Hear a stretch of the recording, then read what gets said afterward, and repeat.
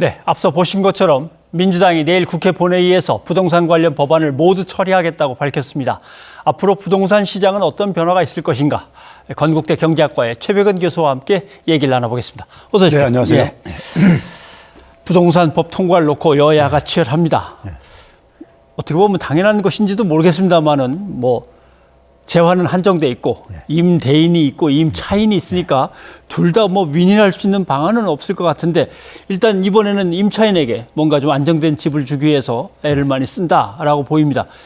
평가를 하신다면 어떻게 평가하시겠습니까? 우리가 좀 시청자들이요. 예. 우리가 하나 대전제를 좀 이제 이해할 필요가 있는 게 있는데요. 우리가 예를 들어서 그 재벌 기업하고 예. 중소기업 협력체하고요. 거래할 때 납품 단가 후려치기 이런 말들 있죠. 아, 예. 그랬을 때 우리가 그 부분이 발생했을 때 우리가 누가 개입하냐면 공정거래위원회에다가 개입을 하고 그랬어요. 네. 불공정거래라고 해가지고요. 네.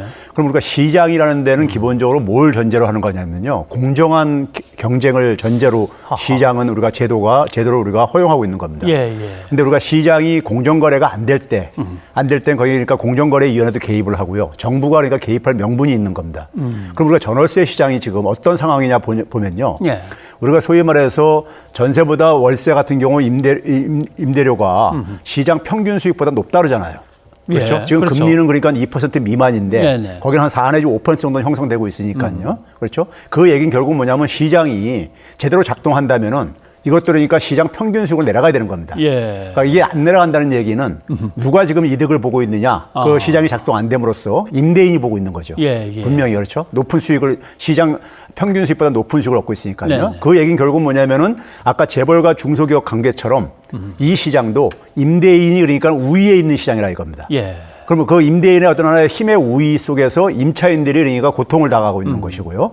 그런 점에서 봤을 때 정부가 여기에 개입을 하는 것은 불가피한 측면이 있다 이겁니다. 예. 불가피한 측면이 있고 그리고 이제 우리가 4년 후에 우리가 이게 이제 전세가 월세로 바뀌는 것에 대해서 걱정들을 하는데 이게 무조건적으로 작동하는 게 아니라요. 예를 들어서 4년 동안에 이번에 그러니까 710 대책부터 해가지고 이게 효과가 나타난다면은 다주택자들이 집을 매물로 내놓을 게 아니겠습니까요? 그렇죠. 예. 매물로 내놓게 되면 집값이 하락을 만약에 우리가 연결된다면은 그러면 전월세 같은 경우도 상대적으로 우리가 하락 안정세로 이렇게 전환될 것이고요. 예. 그러면 상대적으로 임차인이 조금 더 이제 그러니까 더 힘이 실리는 그런 시장 구조로 바뀔 수가 있는 거죠. 그러니까 지금 조치는 힘에 기울어진 운동장을 좀 평평하게 하는 걸로 이해를 할 필요가 있다 이렇게 평가하고 싶습니다. 말씀을 듣고 보니까 결국 어떻게 보면 철학의 문제이기도 합니다. 맞습니다. 예, 어떤 철학으로 어떻게 꾸준히 가져갈 거냐. 서로가 어떻게든 너무 어렵지 않게 어느 정도는 끌어올려서 함께 살아갈 수 있는 사회로 맞습니다. 가긴 가야 되는데 근데 그래도 당장의 걱정은 지금 말씀하신 그대로 금리도 저렇게 낮은데 또 4년에 보증금을 확 올릴 수 있는 것도 아니고 보증금 올려봤자 은행 가져가봤자 소용도 없고 하다면 월세로 바꾸지 하면서 전세가 사라지고 월세만 남을까 전세 구하는 게 너무 힘들지 않을까 이 걱정을 하는 것 같습니다.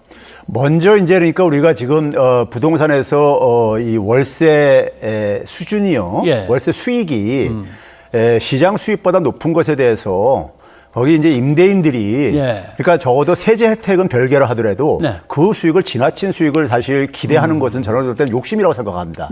두 번째는 뭐냐면은 지금 우리가 예를 들어서 이렇게 그 임대차법을 바꿨을 때 전세를 월세로 바꾼다는 거 아니에요?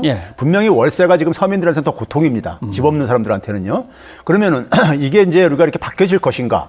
저는 이 부분에서 언론들이 좀 지나치게 침소봉대하고 있다고 보고 있어요. 예를 들면 우리가 전세 물건을 월세로 바꾸려면요. 전세 보증금의 상당 부분을 돌려줘야 됩니다.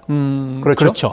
근데 우리가 지금 보게 되면 다주택자들이 되게 최근에 보게 되면 갭 투자로 이미 이전에도 그러니까는 전세를 월세로 바꿀 수 있었었어요. 이거 막는 사람 하나도 없었죠. 근데 안 바꾼 이유는 뭐겠습니까? 그게 더 수익이 높은데도. 그렇죠. 그러니까 바꿀 수 없다는 것이죠. 사실은 전세를 놓고 그 보증금에다가 대출까지 받아서 또 갭 투자하고 한 거니까. 맞습니다. 월세 보증금이 그 규모가 대출받은 규모가 한 600조 정도 된다는 말이 이런 추정이 있습니다. 그러면 그 돈을 그러니까 돌려줘야 되는 상당 부분을 돌려줘야 된단 말이에요.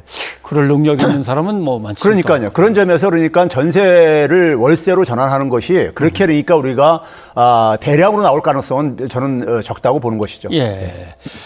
안기령 앵커가 리포트에서 잠깐 얘기를 했습니다만 전세라는 게 우리나라에만 있는 독특한 제도인 것 같은데 그때는 왜 아무 말도 안 하다 이때는 맞습니다. 또 이렇게 뭐라 그러는가 참 예. 의문이긴 합니다. 그러니까 경제 이론적으로 볼 때요. 경제 이론적으로 볼 때 그러니까 수익이 더 높은 쪽으로 예. 집주인이 그러니까 운영하는 것은 자연스러운 결과예요. 예. 그렇다면 우리가 저금리 시대, 아까 최경환 전 부총리가 얘기했듯이 예. 저금리 시대 때 전세로 해가지고 생긴 목돈을 그러니까 운용해봤자 수익이 안 나온다 이거죠. 예. 그러면 결국 뭐냐면 월세로 자기가 전세 보증금만 돌려줄 수 있다면은 월세로 돌리고 싶지 않겠습니까? 당연히 그렇죠. 그 수익이 예. 높다면요. 그렇죠? 그러면 그쪽으로 이제 그러니까 많은 이제 그러니까 돌아가게 되면은 돌아가는 것이 자연스러운 현상이고 만약에 글로 돌아간다면요. 월세가 많이 나올수록 예. 월세 공급 물량이 많아지게 되면 월세 임대료 떨어질 수밖에 없습니다. 네. 그게 시장의 원리예요. 근데 지금 이제 현재 이렇게 높다는 얘기는 시장이 제대로 작동 안 된다고 있다는 얘기고 그럼 시장이 제대로 작동될 때까지 환경이 조정될 때까지 정부가 일정하게 그러니까 공정거래에 개입을 할 명분이 있다는 것이죠. 예. 그리고 이제 어떤 분들이 그런 얘기를 많이 올리던데 이거 내가 뭐 공으로 산 것도 아니고 애써 돈 번 걸로 집 장만해서 월세 놓는 거 아니냐는데 그것까지는 맞지만 부동산으로 인해서 생기는 것은 사실은 이제 불로소득이 시작이 되는 거니까 거기에 대해서 이제 세금을 또 낼 만큼 이제 내야 되는 것들이겠죠. 그렇죠. 우리가 그러니까 모든 소득에 대해서 만약에 자신이 버는 소득에 대해서 내는 세금보다 다른 사람들이 버는 소득에 대해서 세금을 적게 매긴 한다면은 당연히 불평등할 게 아니겠습니까? 그렇죠. 그렇죠. 조세에 있어서는 공평성이 굉장히 중요합니다. 그러니까 적어도 뭐냐면은 특혜는 그러니까는 특혜는 우리가 허용할 수 없다는 것이죠. 예. 최소한의 그러니까 예를 들어서 제조업 같은 생산 활동하는 사람보다도 임대업하는 사람이 더 많은 세금 혜택을 준다는 것은 사회 상식적으로 맞는 게 아니죠. 예. 그런 점에서 그런 부분에 대해서 욕심을 부리는 것은 저는 민주주의 사회 속에서 시민이 가질 덕목은 아니라고 봅니다. 네. 이제 내일은 임대차법 예. 이제 3가지 중에서 남은 것들이 다 통과가 됩니다. 그러면 부동산 시장에 뭔가 긍정적이면서 진짜 집값도 끌어내리고 안정적인 주택 공급이 가능한 어떤 기반 같은 게 마련되겠습니까? 예, 저는 사실 이게 진작 했어야 되는 겁니다. 그러니까 박근혜 정부 때 사실은 그러니까 이 임대차법에 의해 가지고 예. 2014년 말에요. 통과되면서 이게 상당히 부동산 시장이 다주택자들을 키웠단 말이에요. 그렇죠. 예. 키웠는데 그것을 문재인 정부가 들어서면서 그걸 정상화 시켰어야 되는 거예요. 그걸 정상화가 그러니까 너무 늦춰지면서 이런 굉장히 우리가 이제 홍역을 치른 건데 예. 지금이라도 이제 바로 잡게 된다면 이 효과는 그러니까 나타날 수밖에 없는 겁니다. 네, 알겠습니다.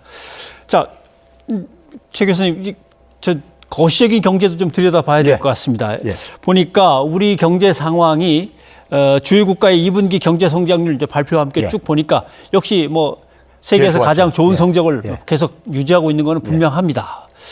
근데 이제 일부 언론에서 예. 자꾸 이제 마이너스만 강조하니까 이게 잘못 전달이 됐는데 뭐 아무튼 2분기 경제 성적도 상당히 좋은 거죠. 분명하죠. 맞습니다. 예. 그러니까 지금 이제 그동안에는 전망치들이 나왔는데 예. 이제 OECD 국가들의 회원 국가들이 속속들이 그러니까 이제 실적치가 발표가 되고 있는 거고요. 지난주까지 그러니까 OECD 한 11개 국가들이 발표가 됐습니다. 예. 했는데 우리가 이제 마이너스 3.3을 이 그래프에서도 지금 이렇게 소개를 하고 있는데 예. 이건 1분기 대비입니다. 1분기 대비. 예. 중국이 11.5%잖아요. 저건 너무 좀 이렇게 우리가 높다고 생각이 들지 않아요? 예. 그게 왜 그러냐면 1분기 때 마이너스 10%였었어요. 아하. 그러니까 소위 말해서 팬데믹에 대한 충격이 중국은 일찍 그러니까 미리 맞으면서 저점을 찍어버렸고. 그렇죠. 예. 그래서 팬데믹 효과를 보려면은 1년 전에 하고 비교를 해야 돼요. 그랬을 경우에는 우리나라가 마이너스 2.9%고요.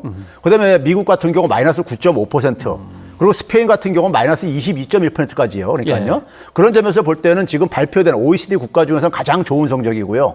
중국 같은 경우는 OECD 국가가 아니니까 이제 우리가 가지만은 중국이 한 3.2% 나옵니다. 전년 예. 대비해서요. 근데 굉장히 많은 재정 투입을 가지고 만들었다는 점에서는 예. 사실상 우리가 굉장히 선방을 했을 뿐만 세계 저는 챔피언이라고 생각합니다.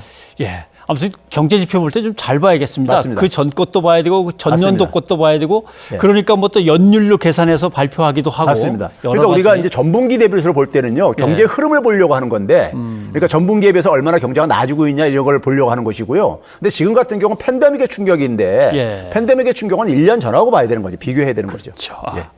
그리고 지난 6월 이제 경제 동향 이제 지표들이 나왔는데 산업 생산도 그렇고 소비 투자 다 나름대로 네, 맞습니다. 일단 회복세를 분명히 보였다고 나왔습니다. 그렇습니다. 이제 그러니까 추락하는 것이 멈추고 예. 회복세로 돌아선 것이 확인됐는데 거기에 이제 가장 이제 큰 기여한 게 한 두 가지가 있는데요. 예. 내수적으로는 이제 그러니까 소비가 많이 살아났는데요. 예. 소비 살아난 요인을 들여다 보니까는 사실 재난지원금 효과 같은 경우였었습니다. 아, 예. 그러니까 우리가 소비가 증가했는데도 소위 말해서 대형마트라든가 백화점에 있어서는 마이너스가 여전히 진행되고 있고요. 예. 소매 판매 지수가요. 반면에 이제 그러니까 우리가 슈퍼마켓이라든가 동네 그러니까 우리가 편의점이라든가 이런 데는 그러니까 플러스로 해가지고 이게 견인을 했어요. 예, 예. 그런 점에서 이제 그러니까는 재난지원금 효과가 상당히 기여를 했다는 것이 확인되어지고 있고요. 예. 그다음에 이제 5월부터 본격적으로 다른 나라들이 경기 이제 그러니까는 경제 활동을 재개하면서 예. 그러면서 이제 소위 이제 수출이 이제 그러니까요. 특히 이제 반도체라든가 아니면 이제 바이오 의료 이런 쪽을 중심으로 해가지고 네. 살아나면서요. 그리고 자동차도 일부 이제 5월 달보다 살아났고요. 그러니까요. 살아나면서 그것이 이제 제조업에 대한 설비 투자라든가 이런 것들도 같이 살아나는 이런 이제 그러니까 현상을 지금 만들어내고 있고요. 그런 점에서 저점은 일단은 그러니까 우리가 이제 찍은 게 아닌가 하는 생각을 들 수 있는 것이고요. 근데 이제 향후에 지속될 수 있는 것은 예. 소위 말해서 이 팬데믹 현상이 얼마나 이제 경제에 부정적으로 미치느냐 하는 것이 달려 있을 것이고 그랬을 때 우리가 내수를 그어야 되는데요. 저는 재난지원금을 한 번만 더 줬으면요. 예. 우리나라 성장률이 마이너스 2.9%에서 거의 0%로 됩니다. 예. 그러니까 사실 그러니까 우리가 일본 같은 경우가 지금 그 지난 5월 달까지요. 두 번째 추경을 했는데 어느 정도 했냐면 우리나라 돈으로 2,661조 원을 했습니다. 예. 우리가 한 35조 원 했고요. 차이가 근데도 크군요. 불구하고 일본은 아직 발표는 안 했지만은 지금 뭐 일부 전망에 의하면 마이너스 20%가 넘을 거라고 이렇게까지 하고 있어요. 네. 그런 거에 비하면 우리는 한 번 재난지원금 주는데 한 12조 정도뿐이 안 들어가거든요. 이게 GDP 한 0.5%뿐이 안 차지하고요. 예. 그럼 이 정도 줘가지고 성장률을 플러스로 그러니까 만드는 이런 노력이 저는 적극적으로 필요하다고 보고 있습니다. 네. 아무튼 꽉 죄고 있던 어떤 길목들이 이제 좀 네. 풀리면서 수출은 뭐 알아서 늘어날 거고. 그렇죠. 다만 우리가 할 일은 코로나를 빨리 끝내는 문제하고 그다음에 내수를 한 번 더 좀 이렇게 확 살려보려면 한번 지원금 정도는 한 번 더 줬으면 좋겠다는 말씀이죠. 그래서 이걸 터닝 포인트를 좀 만들다 이거죠. 네, 알겠습니다. 최 교수님 고맙습니다. 네, 감사합니다.